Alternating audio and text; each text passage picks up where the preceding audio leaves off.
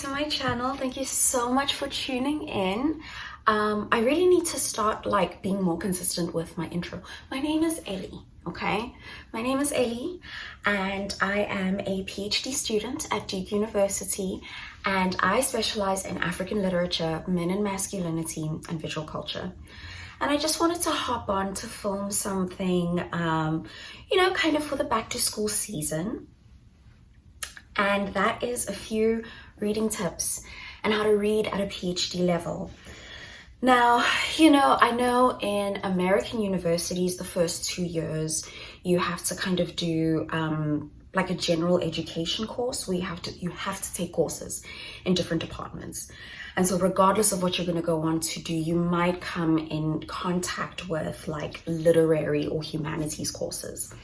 For my viewers who are in South Africa, my sense is like there's a sooner specialization that happens in South Africa. You kind of come in knowing like, yep, I'm doing a BSc in mathematics or a BSc in IT or a BS in, what have you. And so I don't know how much room there is in a South African higher education curriculum for like more general education. And so if you are starting university, if you're in the middle of university, if you're doing a master's in the humanities, if you're doing an undergrad in the humanities, if you are just someone who wants to expand their reading world and learn a little bit from someone who is very enthusiastic about reading, keep watching. So I would say it's taken me a very long time to kind of understand what are good reading practices that really kind of allow me to remember a text for its good points and know when to call on a text in different contexts. And so I would say tip number one when you're reading a book, get a physical book.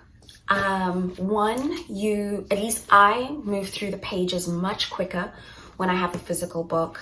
And two, it allows me to go in there and like mark words and sticky tab words. And I just love the book feel and like the look of, oh my God, the nails. Okay, I'm sorry. I just have to say, like, my colors today are coordinating. It's the nails, the lips, the sweater. Like, it's happening. And I'm so obsessed with it. Anyway, back to the topic. Get a physical book. It also gives you a literal sense of how much reading you have to do. Whereas when you're reading from an iPad, I don't know where my iPad is, but it's literally like this like slim dinky thing, and it tells you like, oh, you have 300 more pages to go, but there's no like, I don't know what it is. It doesn't allow me to pace myself quite in the same way. So get a physical book. That way you literally know at what point you are in the story, and it just allows for better pacing. Tip number two is to always read with a pencil in your hand. I literally don't have a pencil right now, but the reason I say this is because when I get into the book, I think, as you can see, I like to underline passages that are interesting to me, and then I follow that up with like a book sticky tab that of course like has to correspond with like the cover colors and that kind of thing. And that helps me if I'm reading for a class specifically. It helps me remember like which passages I think are interesting. And now as I'm preparing for my exams, even though I read this early last year, highlighting those passages reminds me like, oh yeah, this is an interesting quote, so that's an interesting quote, so this is an interesting thing. And as I move on to teaching, it's going to be super helpful for me to like go back to. I also find like underlining when you are a casual reader, say if you're reading for entertainment, is also really great because it allows you to kind of linger over the passage a little bit longer. And I don't know if this happens to you, but I'll be talking about something and I'll recall a book and I know which book it comes from, but I don't know what passage it is. And so what's great about doing this is that you can go back and like just literally flip through, like, what did I underline? Boom, I found the passage that I was talking about. And I also like looking at a book and being like, man, like I read this thing, I was here. I didn't always start out that way. I wanted to read like in the most pristine way possible. I never wanted like the spine to show any evidence of reading. I had so much reverence for my books and keeping them as like purchase perfect as possible. Now, I mean, I don't abuse my books, but like, you know that I've read it. So that was tip number 2. Tip number 3 is once you're done with the book, just have a notebook that you keep. And after I finish a book, I'll write date, the name of the book. I start with my overall thoughts. And this is where you can ask yourself just basic questions. Did I like it? Why did I like it? Which characters were compelling? Why were they compelling? Then I'll go on, and if there are clear themes that I've noticed, like this book, for example, and it's really good. I enjoyed this so much, Mind Boy by Peter Abrams.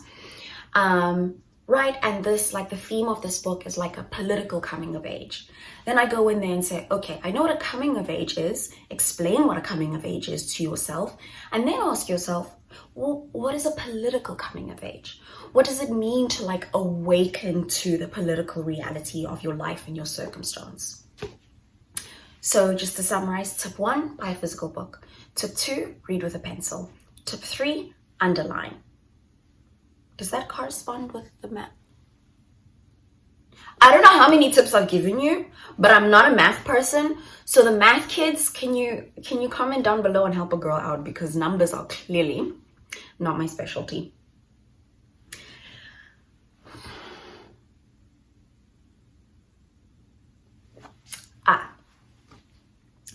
And my final suggestion would be literary criticism. So what I usually do when I'm done with a book and I've written out what I think of it, and maybe there were like standout passages, I normally don't go in there and like note like passage for passage what I'm thinking. Sometimes I do that, not always. And the interesting thing about that exercise is when you do reread a book and you're like, I wonder why I underlined it. Then it creates this interesting like intellectual pondering of like, what was I thinking and what am I thinking now, and do I think it's a worthy underline now? Anyway, after you've annotated, sticky tabbed, written your thoughts, find an article of literary criticism on the book. Now, literary criticism is typically like an academic's view of what's going on in the text, and they'll put forth an argument about the text. So the article that I have here is about the spread of colonial disease and Mind Boy. And this scholar, her name is Sally Ann Jackson, if I remember correctly, she goes in and thinks about TB as a disease that affected minors in particular. And then she goes in there and she thinks about disease, and she breaks up the word into dis-ease. And by doing that, she then shifts the word disease into, and she thinks about it in a Fanonian sense, so Frantz Fanon. And she writes about like colonialism as being a mental disease as articulated by Frantz Fanon. And by shifting disease and breaking it up into dis-ease, she's then able to get into like the psychological disease of colonialism. And I would say the value of reading literary criticism is that, one, you're not going to understand all of it, and that's fine, right? Like sometimes her writing about TB, I don't do anything with TB. I learned a few new things about TB, but that's not my primary interest. But it helped me understand Frantz Fanon better, and it gave me a different way of seeing the book and a view that was different from mine. I suggest doing this after you read the book, after you've written down your own notes, so that you have a more solid sense of what you think of the text you just read. After you feel like, okay, I know what I think, I know what I liked, then you can open up your mind up to what someone else to say about the text. What I also really appreciate about literary criticism is that sometimes the scholar is able to articulate something that you liked about the text that you couldn't find words to articulate yourself. And what's wonderful about that is that it only expands not just your vocabulary, but the kinds of phrases you have access to when you're trying to talk about a text. And then in general, when you're trying to describe a TV show or a movie or anything along those lines, when you open yourself up to different modes of expressing what's going on in a text. What is it doing? How's it functioning? It really does like broaden and deepen your way of thinking. And I always make a point to print it out in A5, and I sticky pin, of course, the not sticky pin. What do you call these damn things? What do you call these things? Paper clip. I make sure that the paper clips match, because guys, we are not gonna fuck up our beautiful looking books. We want everything to be color coordinated. There we go. Those are my tips for reading at a PhD level. If you try them out, let me know. Please comment down below. If you are a PhD student or an undergrad student, how do you read? Tell me.